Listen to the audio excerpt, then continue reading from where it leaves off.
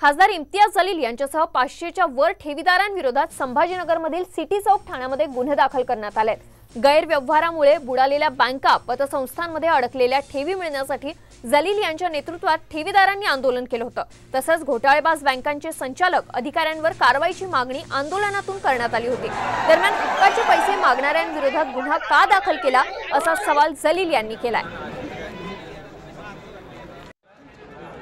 आदर्श पतसंस्था घोटाळ्यासंबंधी बऱ्याच आंदोलकांनी आंदोलन केलं होतं। त्या आंदोलनामध्ये पोलीस प्रशासनाने गुन्हा दाखल करण्यात आलेला आहे।